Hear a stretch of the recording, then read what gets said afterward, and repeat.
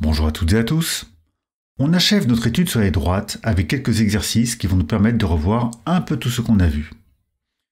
Dans le premier exercice, on se donne une droite D d'équation réduite y égale 2x-5 et on cherche l'équation réduite de la droite D' parallèle à la droite D et passant par le point A d'abscisse 1 et d'ordonnée 3.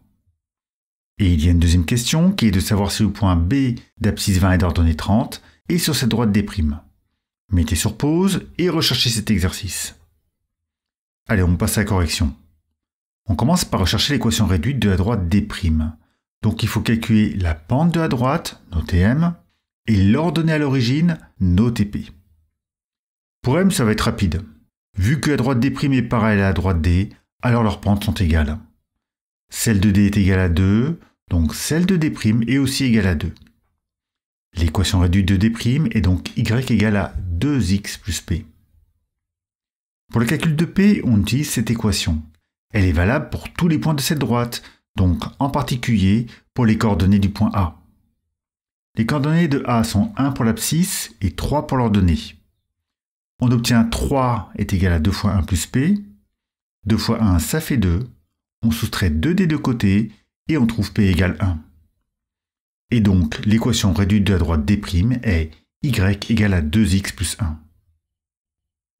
Pour la question suivante, le point B sur la droite D', si et seulement si ses coordonnées vérifient l'équation y égale 2x plus 1. On calcule 2xb plus 1 en remplaçant xb par l'abscisse du point B, c'est-à-dire 20. 2 fois 20, ça fait 40, et 40 plus 1, ça fait 41. Pour que ce point B soit sur la droite D', il aurait fallu qu'on trouve 30. Ce n'est pas le cas, donc le point B n'est pas sur la droite D'. Voilà pour ce premier exercice. Pour le second, on a deux droites définies chacune par 2 points. Et on veut démontrer que ces deux droites sont parallèles.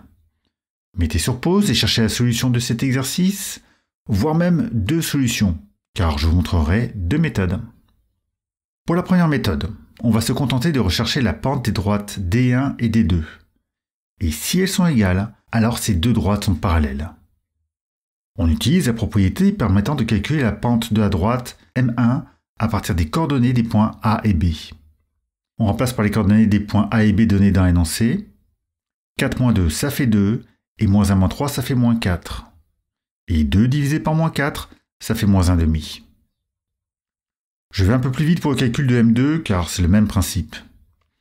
On utilise les coordonnées des points C et D, on calcule et on trouve aussi moins 1,5. Les deux pentes sont égales, donc les deux droites sont bien parallèles. Voilà pour cette méthode. Et vous pouvez constater qu'ici, on n'a pas déterminé l'ensemble des équations réduites. Le calcul de la pente a suffi pour répondre. Pour la deuxième méthode, on ne va pas utiliser ce qu'on a vu sur les droites, on va utiliser ce qu'on a vu sur les vecteurs. On commence par calculer les coordonnées du vecteur AB. Les coordonnées de B sont moins 1 et 4, et on soustrait celles du point A qui sont 3 et 2. Et on trouve que les coordonnées du vecteur AB sont moins 4 et 2. Ensuite, on calcule les coordonnées du vecteur CD, on remplace par les coordonnées des points C et D, et on trouve que les coordonnées du vecteur CD sont 2 et moins 1. Alors, pourquoi avoir calculé les coordonnées de ces deux vecteurs ? Eh bien, parce que si on veut démontrer que les droites AB et CD sont parallèles, il suffit de regarder si ces deux vecteurs AB et CD sont colinéaires. Et pour ça, on a vu qu'il fallait calculer le déterminant de ces deux vecteurs. On utilise toujours la même notation pour retrouver le calcul à faire, avec les coordonnées des vecteurs AB et CD écrits côte à côte en verticale.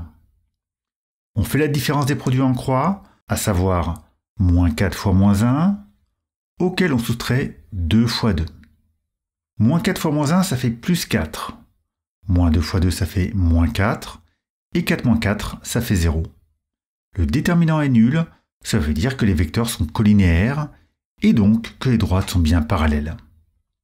Voilà pour cette deuxième méthode, légèrement plus longue, mais qui permet de revoir cette notion de déterminant. Et pour ceux qui l'auraient oublié, ça permet aussi de revoir le lien qui existe entre ce qu'on a vu sur les droites et ce qu'on a vu sur les vecteurs. Et si vous n'êtes pas convaincu, regardez ici. On a fait globalement les mêmes calculs. Allez, on passe au dernier exercice. Il s'agit à peu près du même genre d'exercice, puisqu'on a deux droites, définies chacune par 2 points dont on connaît les coordonnées. Visiblement, elles ne sont pas parallèles puisqu'on vous demande l'abscisse de leur point d'intersection. Petit indice, il va falloir utiliser leur équation réduite.